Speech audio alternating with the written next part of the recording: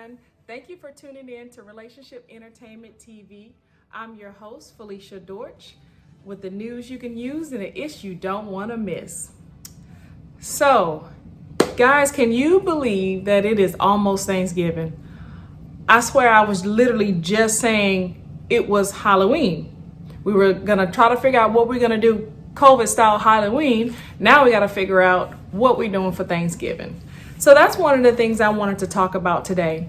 We have so many things going on, with still tallying up this election or whatever it is the current president is trying to do, along with the numbers increasing in COVID here in Houston, Texas. And I'm pretty sure all around the world as well from what I've been seeing on the news. So that's what made me think to talk about Thanksgiving and what your plans are for Thanksgiving and how you can stay safe.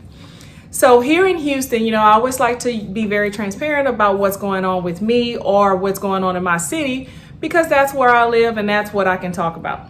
Okay, so our positivity rate for COVID was the lowest at 5%, maybe about a couple of months ago. So if you recall, I talked to you about a segment that Dr. Oz had when he was telling people, I thought it was very strange that he just kind of slid in there to start preparing for another possible shutdown. So it made me think about, well, what are we going to do for the holidays? Because the holidays are usually the time that you really spend more time with the extended part of your family. People gather and have huge celebrations. I know for my family, we always meet up at my mom's house for Thanksgiving and Christmas, and at any given time, it could be over 70 people there, which at this time we can't do that. It's not wise to do that. So I've been talking to different family members and friends and kind of getting their ideas of what they're doing for Christmas or for Thanksgiving, because, Thanksgiving's coming up next. And I heard a few things on the news, a few ideas that I wanted to share with you guys as well. So here in Houston, I just heard today that our positivity rate is almost at 8. And the last time we were at 8, we were at a full shutdown. So just encouraging you to check the news in your city to find out what your positivity rate and what your levels are to determine, if a possible shutdown is coming your way as well. I'm pretty sure, because I've been hearing on the world news that it's happening almost everywhere. I was supposed to fly out to New York next weekend, but that was canceled because they're trying to stop people coming in and out, because of COVID and the rates are increasing. So I was thinking to myself, what can we do? What can my family do for Thanksgiving? Here are some of the things that was posted on the news today and yesterday about how to celebrate Thanksgiving. And, we were talking a while back when COVID first started. Well, let me say when we were aware of it and they were trying to get people to stay home, things were becoming more virtual. Everything was becoming more virtual. I even told you on one of my episodes that I had a virtual wine party with my family, with 2 of my cousins. And it was pretty cool, but it's nothing like being there with that person, but it was better than nothing at all, especially with being in a house with just your family for an entire month without seeing anybody else, So for Thanksgiving, they were telling people to continue to limit the amount of people you're around. Like, just have Thanksgiving with just your immediate family that's in your home that you're with every single day. And if you want to see other family members, do it virtually. Well, I understand the concept of that, and it really saddens me because I love going and cooking with my mom or cooking for her, bringing the food over and eating with her, because she's not able to do those things anymore. So to know that I have to cook my dinner for my family and then call her and try to help her get on virtually to enjoy Thanksgiving, it's a little tough, and it saddens me. So I'm trying to figure out ways that it could just be just my family and her, or just my family and a few other people. But with my family alone, it's a lot of people. So we kind of almost exceed the amount of people that we can be around. But one of the things that was listed was having a virtual Thanksgiving. Or what they were saying is, if you want to go visit your parents or, your other family members, do it in small groups and everyone continue to wear a mask.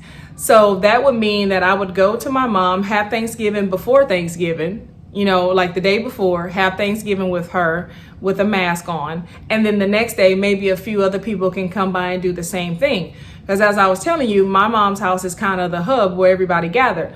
I usually get between 10 to 20 calls on Thanksgiving or any holiday asking me, have we made it to my mother's house yet? So it's people are ready to go. And I'm trying to encourage her that you can't have these big parties anymore. We're going to have to figure out another way to do them. Also, another idea was to just fix the meals and then drop off the meals at the door and then call, say happy Thanksgiving or say hi through the door, kind of what they've been doing at the nursing homes. And this is more so with the elderly at-risk people, because you don't want to continue to bring people around them or go around them and have a potential of them getting sick.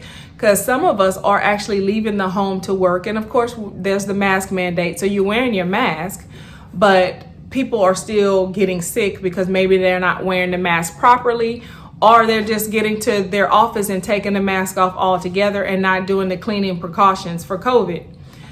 And so I was wondering, how on earth would that look this year to have to fix the meals, drop them off at somebody's door, wave to them through the door and say happy Thanksgiving? Like, I don't know how that's going to feel for me and my family. And that's just being honest. So I'm really trying to develop a way to do this whole Thanksgiving thing. And if it works for Thanksgiving, then we'll probably repeat the process for Christmas. But I want to just get everyone to really focus on what's going on right now. We have so many distractions. They put out this vaccine that all of a sudden appeared, which at the beginning we were told wouldn't even be available until next year. Now it's being rushed out. Then we have the election chaos. And then slowly they're working in, we're having a second wave. COVID cases are increasing. The hospitals are getting full again. And remember, I told you in the last broadcast, well, maybe a few broadcasts before that, we're in flu season as well. So people are getting sick. So I'm encouraging you to make sure that you're getting your COVID testing and to get your flu shot. And when you have those symptoms, they're similar. You're having the runny nose, the coughing. Some people are experiencing worse symptoms like chest pain, chest pressure, and difficulty breathing. But when you're not sure if you have a cold, a virus, or what have you, then make sure you go get your COVID test, which you should be COVID testing anyway, especially if you leave the home and you work outside of the home. And to think about, how are you going to do your Thanksgiving? My suggestion would be to have your Thanksgiving within your immediate family, the ones that are in your home. And if you have an elderly parent, maybe just one person can go visit that person and deliver the food to them. Or if your parent understands how to do the virtual meetups, then you can do a virtual dinner with your parents. And of course, it's not going to be the same, but I would rather have a virtual meetup with my mother than to potentially get her sick from people coming in and out of the home.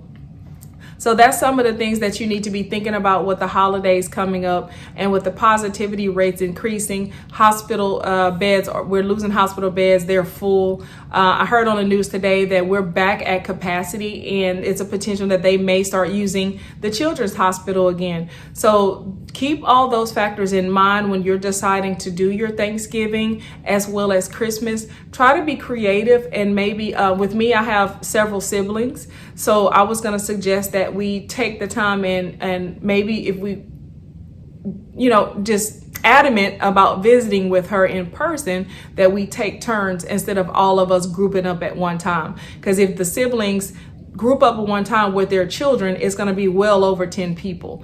One family has over 10 by itself, so it's trying to be smart and looking out for each other. I don't want to expose anyone. The last time we tried to gather and wear masks, my stepbrother actually was diagnosed with COVID, and we didn't know until later in that week. So you have to be very careful. Don't let the holidays stop your thought process on how you need to do things. COVID is out there, it's real, and it's gonna get worse, especially with flu season. So let's keep everybody safe by thinking smart. I'm being honest with you, I'm not a fan of the whole virtual thing. I do enough virtual meetings with my job, so I kind of don't want to do a virtual Thanksgiving. but I'm trying to think of ways that I can make sure that my parents are safe, or my children are safe, or myself being safe, because I have a grandchild. I don't want to expose her to other people and find out that they were positive for COVID.